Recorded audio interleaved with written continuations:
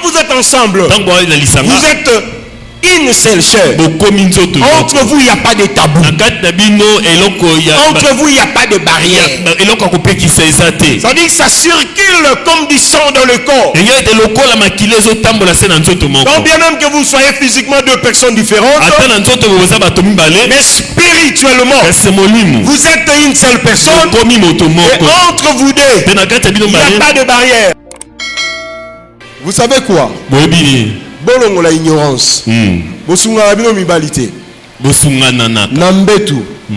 To rempli sakande etinda. Ya yo nangai. Donc moi sina mobali nzamba apesa biso etinda ya kosangisa nzoto. C'est-à-dire moto moko ta sungi mosusu. Amen. Papa. Vous comprenez? Quand Dieu dit soyez féconds, vous comprenez? Soyez wana. Et ça il y a un impératif. Et puis bozala. C'est-à-dire soyez aux yeux français tu vois lingala. Et puis bozala. Yakobota. Tu es une aide semblable. Tu es un bonheur pour ton mari. Tu es une aide pour ton mari. Tu es un bonheur pour ton mari. Tu es une grâce pour ton mari. Vous versez dans la colère. Vous versez dans la méchanceté. Vous versez dans la vengeance. Et du coup, vos capacités naturelles, surnaturelles, dotées par Dieu, s'affaiblissent ou restent miouettes. Et vous fonctionnez en animal. Mal à l'aise, téléphone. Pourquoi tu te donnes un boulot sale comme ça?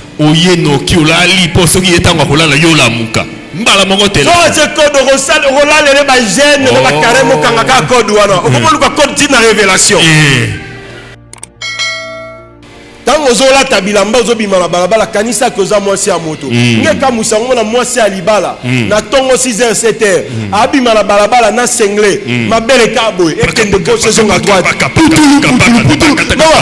mais tout le monde dit. Ma belle est à moto. Et la moto moko ko ke ngo sonité. Bato musu ba ko ke ngo soni. Moto moko autorisa ko ke ngo sonité kaka son mari. Pour moi moto ko si ma belle. Ye mo ramela ngo. Là, le bateau va me rater.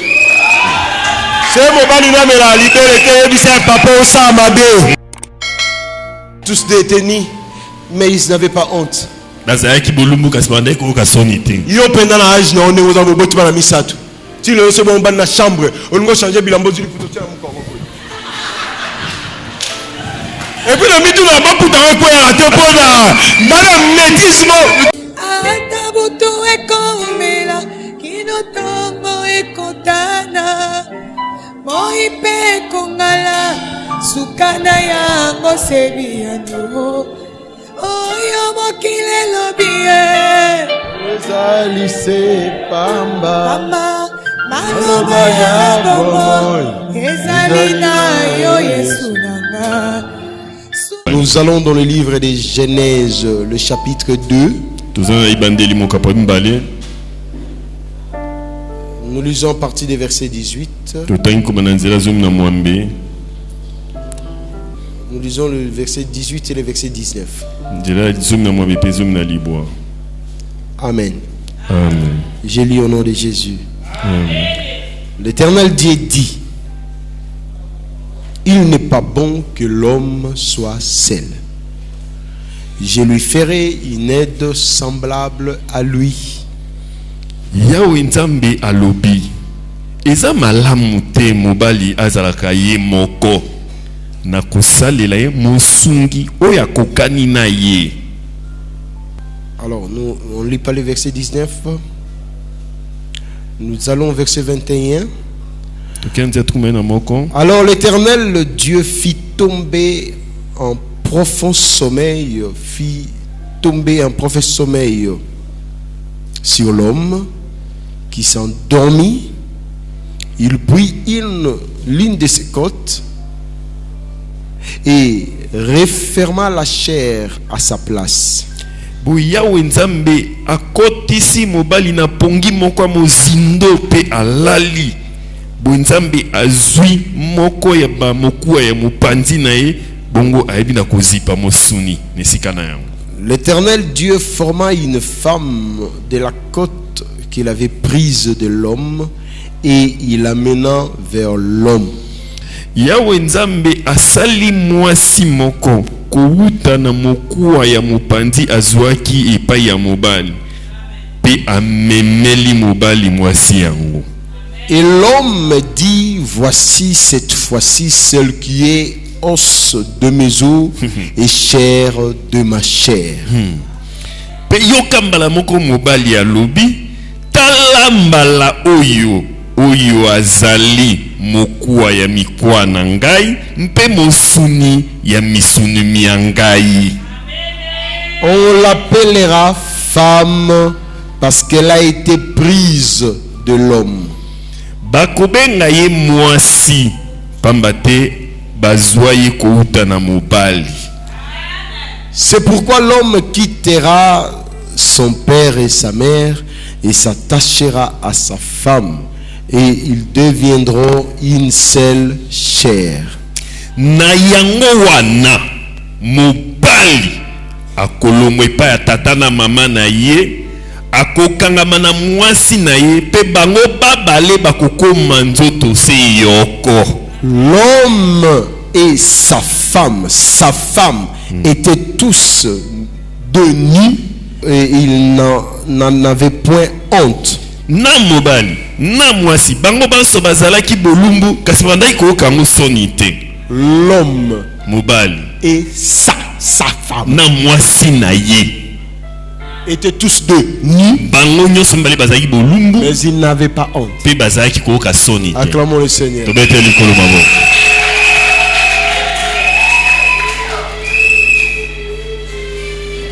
L'homme mobali et sa femme na mwasi oyo ya ye étaient tous deux nus, bango nyonso mabali bazalaki bolumbu mais ils n'avaient pas honte. kasi badai koyokela yango soni te.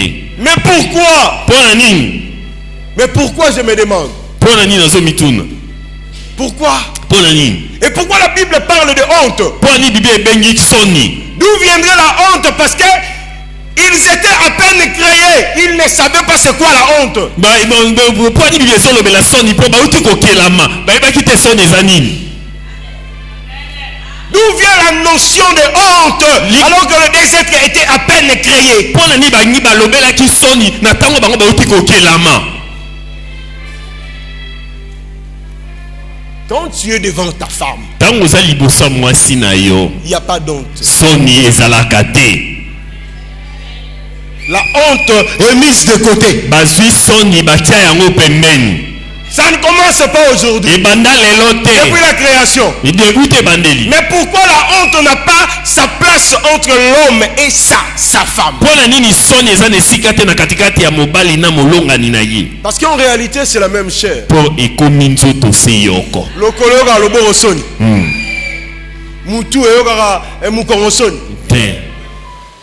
On ne peut pas avoir honte de soi-même.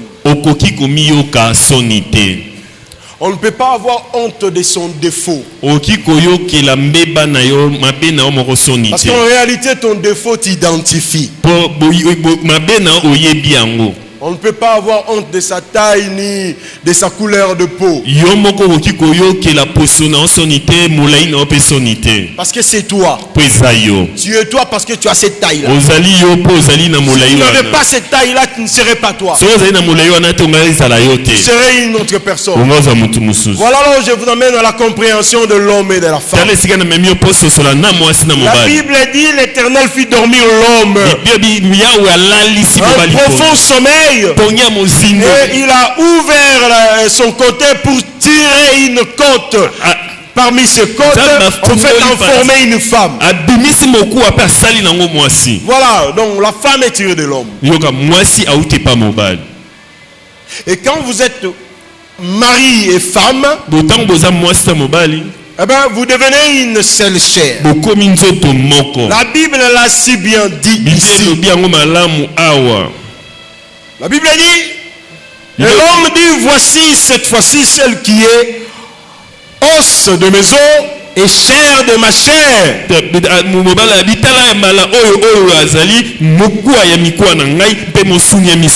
Voilà, comprenez ça déjà. Ce sont des choses rudimentaires que le couple ignore.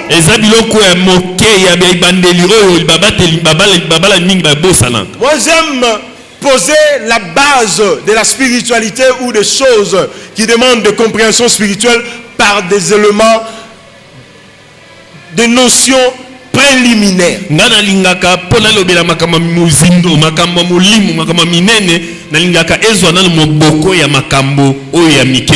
Alors, qu'est-ce qu'il faut retenir? J'ai commencé par la honte qui ne doit pas avoir sa place.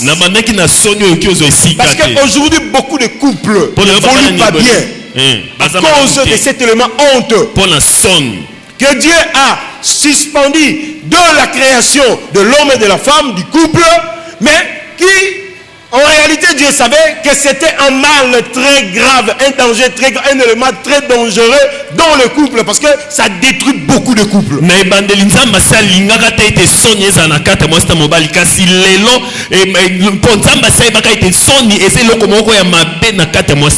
Quand vous êtes ensemble, vous êtes une seule chair.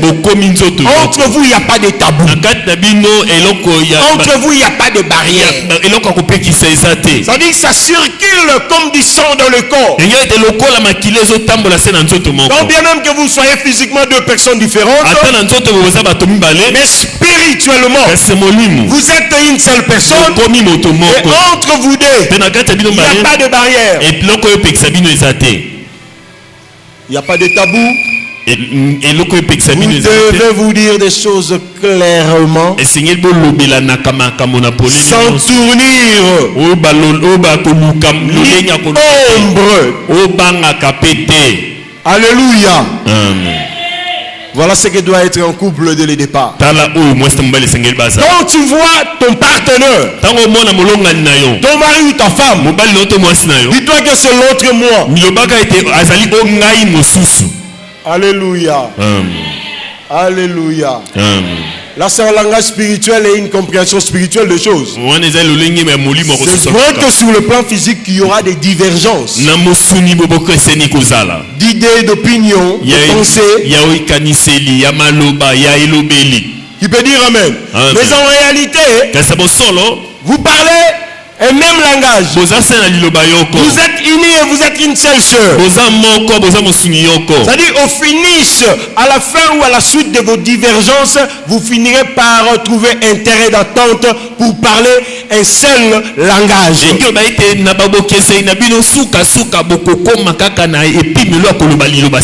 C'est-à-dire vous allez mutuellement vous amender au point de faire l'unité.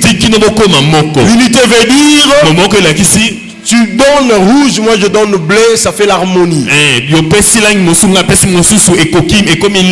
Ça fait une tenue. Vous voyez, nous connaissons des tenues, non? Il y a certaines tenues qui se composent par rouge bleu, par bleu blanc, par bleu vert, noir vert. Et ça fait la beauté.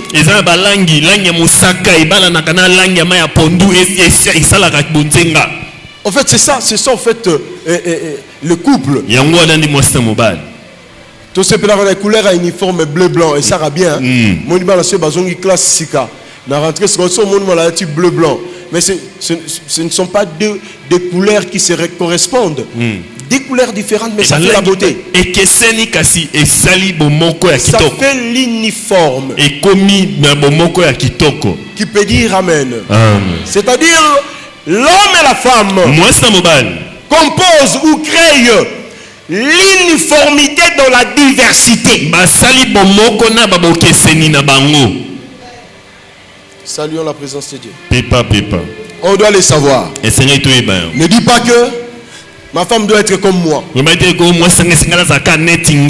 dis pas que mon mari doit être comme moi, doit penser comme moi, doit agir comme moi.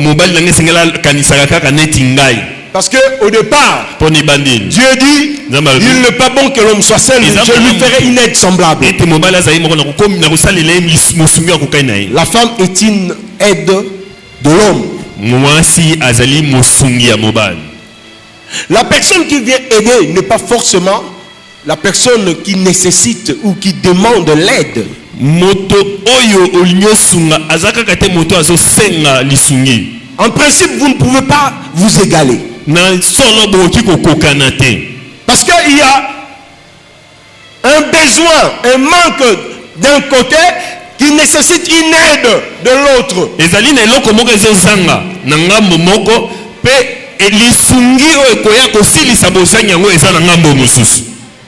Ça nous donne la notion de la complémentarité.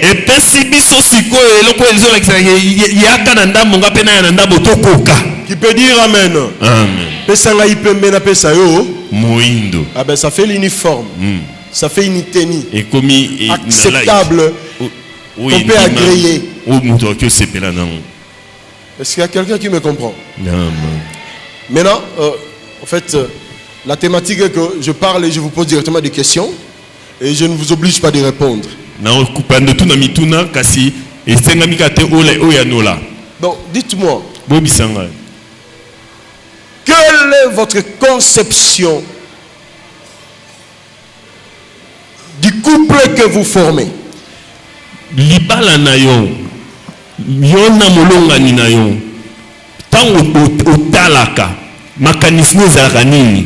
Qu'est-ce que tu penses de votre couple, de votre mariage? Qu'est-ce que tu te dis? Qu'est-ce que tu attends de ton mari? Ou qu'est-ce que tu penses de toi à côté de cet homme-là? Parce que vous êtes ensemble depuis 10, 15, 20 ans, vous vivez ensemble. Mais est-ce que vous comprenez les choses de cette manière?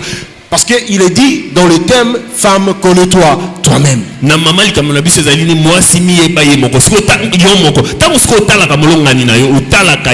Makanisi na yo pona yo na ye ezanini makanisi ya yo pona lisungu esengeli o memela ye ezali nini. Moi je pense que pour qu'une femme se connaisse soi-même, elle doit partir par la base, par l'idée de sa création par Dieu, par les missions, n'est-ce pas, que Dieu lui a confiées de la création. Et c'est à ce moment-là que tu peux avoir de bonnes bases pour évoluer dans la compréhension du couple ou de vie d'ensemble. Po mwasi amiyeba esengeli nano azonga ne bandeli na tango nzamba abandaki kokela ye nzamba alobaki nini po akela ye apesaki ye misala nini apesaki ye baitina nini soki mwasi asosoli yango nde akoyeba kozala mwasi wa miyebi malamu. Il n'est pas bon que l'homme soit seul, je lui ferai une aide semblable. C'est-à-dire que dès le départ, dès l'entrée du jeu dans la Bible, la femme est une aide. Est-ce que tu te vois comme une aide de ton mari?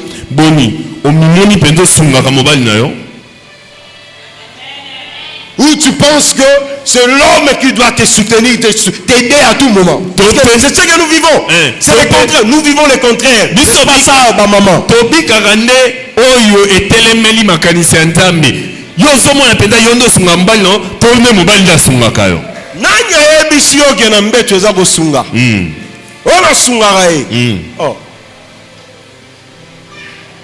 Je cherche à comprendre. Osunganga na mbeto. Sikoyo moto basungaka ye a moto azana ben capacité aza limité ba kotia maboko ba pese coup de pouce so na mbeto yo changa maboko na mbeto. Non, tout solo là, c'est sans tabou. Vous me permettez, oui ou non? C'est sans tabou. Alors,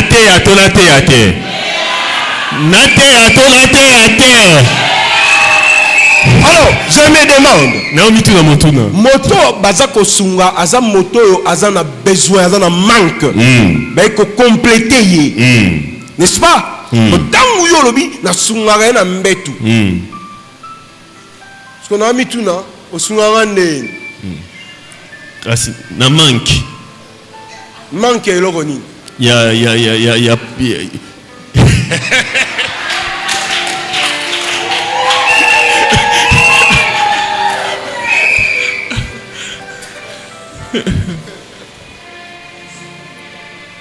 Alléluia. Amen. Est-ce que maman m'a repris une explication au Sunga? Et dans la ignorance, hein? Au Sunga, parce que si on a mobile, il y a un posa. Moi, si on a posa, posa penageno, bas sangana mobile, ou azora ngota tombola mosapi. Posa zaka côté mongo, tous à côté de son mbali. Non, bon ça la fière, un mot, au sa charisme, au bon ya paix. Ça dit, au bon ya yo. Alléluia.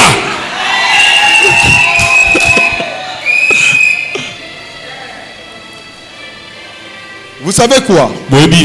Bolongo la ignorance. Bosunga la bino mibalité. Bosunga nana. Nambetu. To rempli sakande etinda.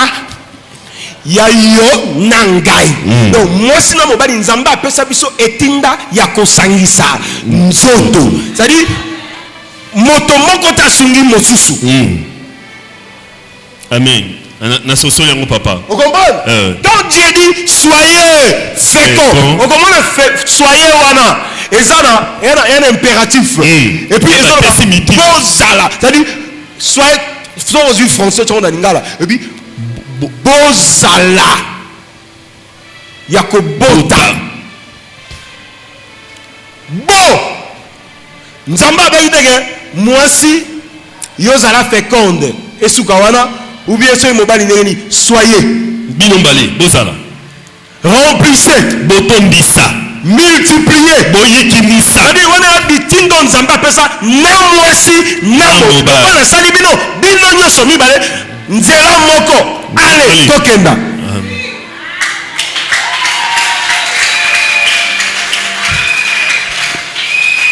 yango omoni ati aposa na mwasi ati apeposa na mobile.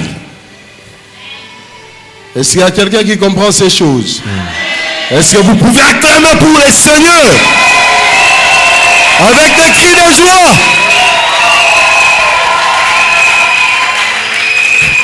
Na ba mama ba musima lo babi bango bazala makoki ya kolela ba posa bango lino ya okanga motema. Okanga motema. Mais relia yo et au créer le problème.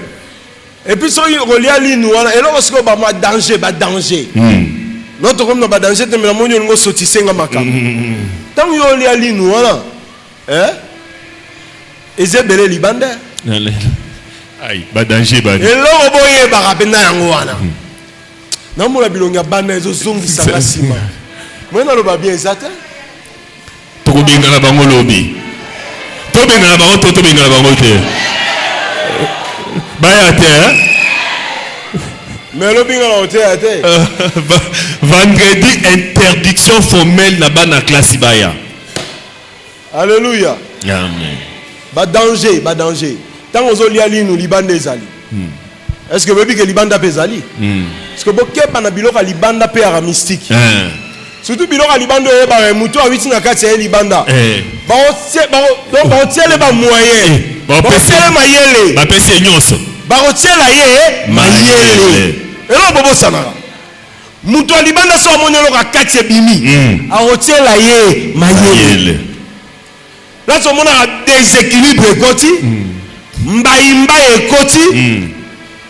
Si on même si on a une boule à robeta vite fait système en pour coach bimi on comprend de l'engali douce donc il faut son non il dit amen. Est-ce qu'il y a quelqu'un qui m'écoute? Est-ce qu'il y a une femme qui m'écoute très bien? Femme moi si aide semblable mosungu akokani na ye. La femme n'est pas insuffisante ou n'a pas d'insuffisance, non. Moi si azandambote de par sa création, non, non. Elle est complète pour venir compléter le manque que l'homme avait ressenti. Akoka pona kwa ko silisa nkozanga o mobile yokaka. Yoka. Aussi quand il y a maï, na kwa ko sa démonstration. O tse maï na katikati ou bien tu maï à 70% ou à 60%. Cantine est tondité ou bien bidon à maï à 25 litres ou tu 20 litres et tu gagnes combien? 5 litres. La femme est la quantité dosée posé et équilibré par Dieu, qui pèse 5 litres, qui vient remplir le bidon. C'est un mutuna yo. Néozano mobimba wanda mbute. Wape pétété. Nzamba sakelo ka pétété pour compléter loko. Nzamba ka kosala mobimba loko pour épée ça totalité, il y a nécessité de manière que l'Ikamboz à la plein. Et la femme vient remplir l'homme. Moi sinda ya kokomisa mobali mobimba. Moi sinda saka mobala koma mobali. Est-ce que boye biango? Tant monsieur barango te. Ogan soza pemela ndekwana na libaku na accident hein. Nzambende a ça que dose voulu pour la moto wana. Pour compléter vide ya moto wana. Il faut toujours penser à ça. Au moment nenge mo se raisonnera ou bien nenge mo bala raisonnera mingi e bala na raté. Raisonnement mo se ka ko compléter ka ya mobali. Est-ce que mo bala soukaka au moment moi sinda ka ko compléter idée na makanisi pour likambo koma likambo. Est-ce que boye bien ou? D'exemple ezebele na lobate binomo boye bien ou. Azaki be depuis azomo se akoma boye. Azaki boye tanga zimo se na sombi lopango. Azaki be tanga se ba s'organiser. Azaki c'est-à-dire ba preuve eza metam sous ba lecture en bosala rango bien dit. La femme, connais-toi toi-même. Tu dois savoir ce soir que tu es une aide pour l'homme. Tu es aussi un bonheur pour l'homme. La Bible dit qu'il trouve une femme, trouve le bonheur. Alléluia. Amen. Proverbe 18, 22. Celui qui trouve une femme trouve le bonheur. C'est une grâce qu'il obtient de l'Éternel. Tu es une aide semblable. Tu es un bonheur pour ton mari. Tu es une aide pour ton mari. Tu es un bonheur pour ton mari. Tu es une grâce pour ton mari. Ici je ne parle pas, le thème ne parle pas d'homme.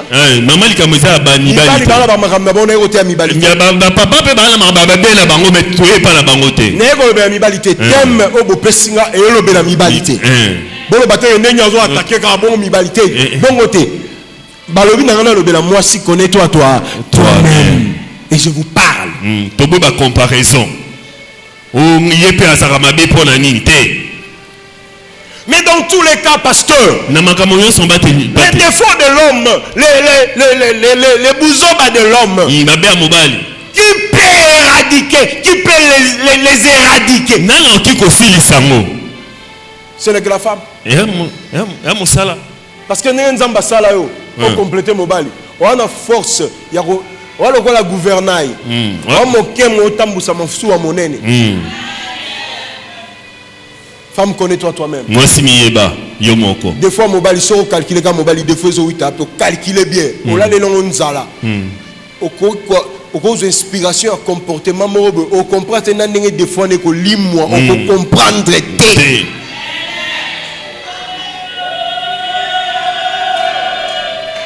Vous versez dans la colère. Vous versez dans la méchanceté. Vous versez dans la vengeance. Et du coup vos capacités naturelles, surnaturelles, dotées par Dieu, s'affaiblissent ou restent miouettes. Et vous fonctionnez en animal.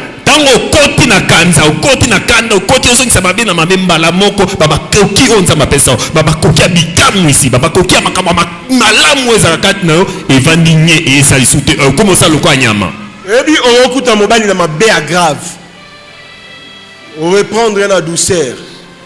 Et puis la douceur, on a l'église au gang bimsi bitumba. On va la la conscience à cette bêtise. Mais au yeli pendant le lenge moroboé, nega a bébé a mwana a yeba makamba salate. Longola kana moto na malembe, bien longola na potopoto na malembe sokola ye. Est-ce qu'il y a un basio bossa sous Maramona lelo? Namoni bobo ina loba.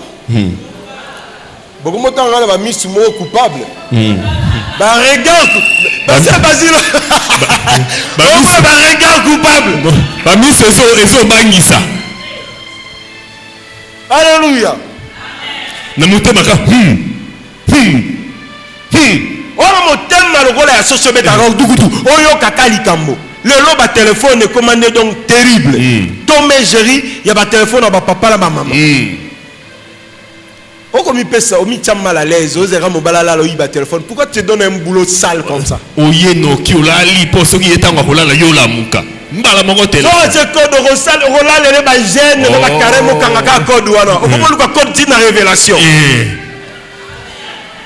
O comment semble la nzamba tin de le code. Bah comment routine la bana? Bah comment routine la bana? Ça là si ma papa kanga code wana. Bana pas lelo, ata ya 3 ans au kanga code. Bana casse. Prends-moi le code de papa, fais seulement semblant d'être là. Bon, tu viens me donner. Moi, on n'a pas compris. Nous avons mot te repérer après. Maman, moi je connais le code de papa. Maman, moi je connais le code de papa. Arrêtez avec ces histoires. Vous n'avez pas été créé pour ce genre de choses. Quand vous cherchez à nuire, à déstabiliser le foyer, écoutez, au lieu d'aller suivre ou chercher le problème, fonctionne de manière à ce que le problème n'arrive pas.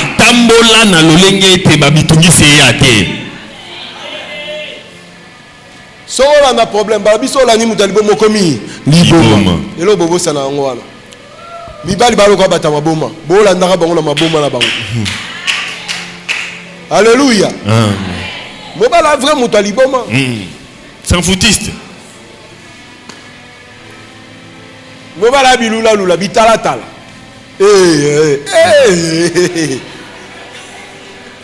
Alléluia. Amen. Bilo gase bande pa la biso Adam beta qui quitte. Voici c'est voici.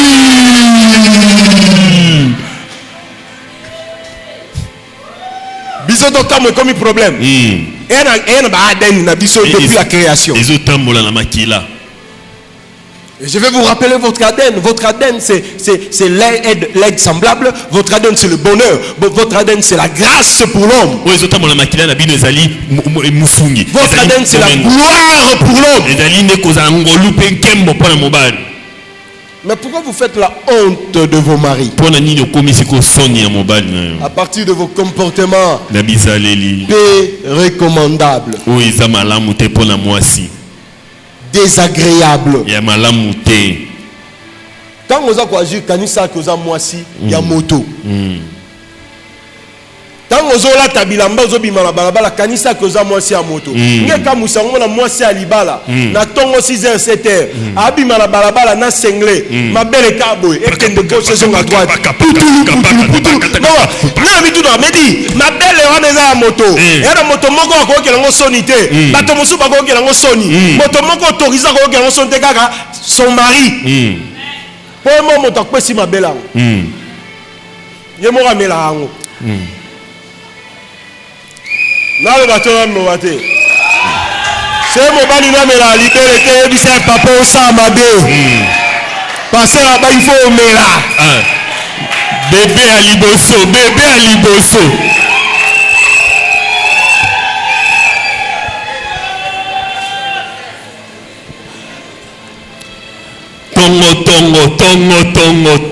Tongo. Baromo pekisanga le bao. Bon la tiki dans la Dieu bénisse sa parole. Natea na pasola na sasa. Mais non lobby hein. Oh, non mais la libelle on était nani. Libelle on est dans le panzina na ngai. Ya libelle na ngamo. Et où t'es pas na ngamo. Ah, de ita nzoto là. Alléluia, data milolo. Écoutez, Yoka. Femme, connais-toi toi-même. Moi, si femme, selon la Bible, tu es un bâtisseur. Alléluia. Amen. Alléluia. Amen. La Bible dit, la femme sage bâtit sa maison. Elle est censée la renverse de ses propres. Mais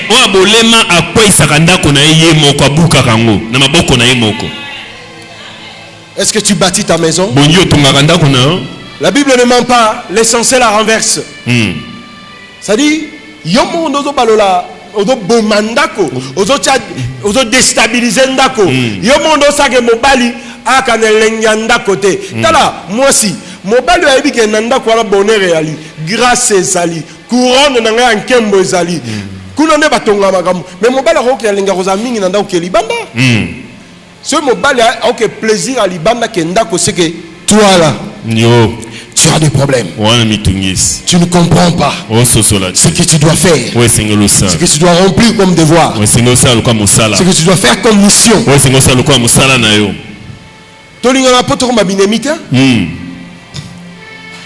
Moi si à malamu parmi la qualité moi malamu il faut appeler confident mobali non moninga ya mobali na yo. Bozo sala ngolo ko babarero ko mobali soni. Ya Polo ya Polo ya na bino ra tikela ko libérité. Moi ta mos na bino. Ya Polo. Paul. Avec mobali ya Polo Mon Paul. Bien Paul. Mon Paul. Alléluia. On est incapable de recréer moi sobriquet, moi combo moko elengi ya bolinga ko benga mobali. Okoka ko benga mobali atana combo elengi te. Yo benga mobali ndenge. Albert. Ya maman Albert. Alberto. On sentit même grâce. La manière d'appeler, il n'y a même pas de grâce dedans. Où est la grâce? Où est la grâce dans ton style, dans ta manière d'appeler?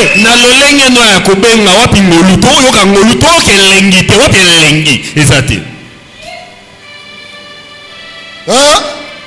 Oza besoin mbongo te po eba ko benga mobali na oliye loba benga. Maman, est-ce que tu te connais franchement? Boni omiyebi. Okansa lokoza mobali mususu pe mena mobali na yo, mais non. Mais non.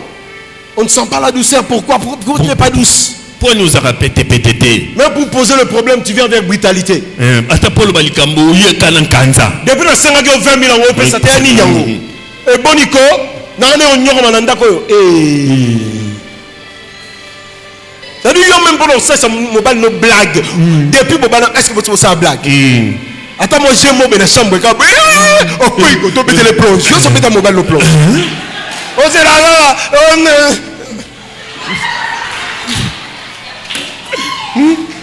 Dala. Et que bino maman bo pia na kanda moko hein. Ba Jésus belé au sarate ata o tiebo tango baluka boyo le kinombo Yeshi oh je bara moko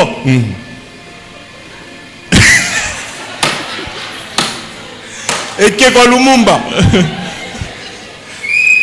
botika marambuana mobali ya moninga no aliboso sozo sekala mobali to sekala nani moi si fois ça moto sourire parce que aux bonheur aux grâce aux aide semblable aux couronne aux bâtisseurs moi si akana mobile sera fatigué chargé ba problème to kutana musala ko luka mbongo musande to kana ba stress à dégâts na comme landa ko kangeni ngelongi donc mobile so vanda ko journée mobimba a se capter journée mobimba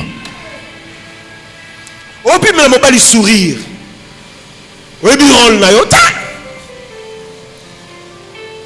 Et puis mon bal a salé au canaille, mon monde qui m'a la salle canaille. Gentil, et puis il va se reprocher, il va se condamner. À quoi font le sengité? Est-ce que vous comprenez Marambo?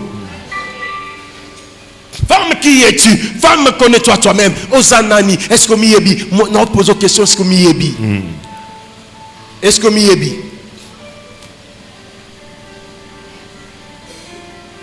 Alléluia. Amen. Comment ils ont sourire dans ce papa et mbongo? Et mbongo combien? Chérie à moto. Ouais, monsieur, si les gars avec un gars, ils ont besoin de mbongo. Comment tu m'as ma poche, mani? Comment 13 € quoi kuluna? Basa ba kuluna bazawa. Ah ouais, papa teya. Donc ce qui ça est bien, papa le quoi bibi si ça c'est que 3 c'est tikali. Ça dit ça, papa bini na salon ota TV ka ou mais il formation check. Oyi banote momonika osongisi. Ebi ke lo abomba kina ebi yango sambo. Lobi na ton ka be lo be ba ki trape sambo ate zali poko obenda masolo. Obeta mobali matolo le roi musicien.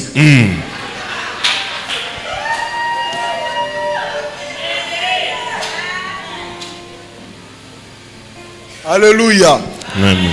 Alléluia. Amen. Tous détenus, mais ils n'avaient pas honte. Yo pendant l'âge, on est aux amours de la misato. Tu le sais, on va dans la chambre, on va changer bilambo du photo. Et puis le mythe n'a pas pour t'en quoi à te prendre. Madame métisme, Jogo.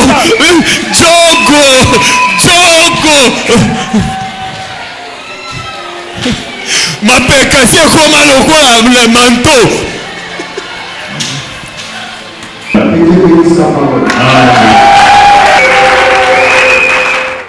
Atabutu ekomela kinotongo ekotana moipe kongala sukana yango sebiano oyo mokile lobie ezali se pamba.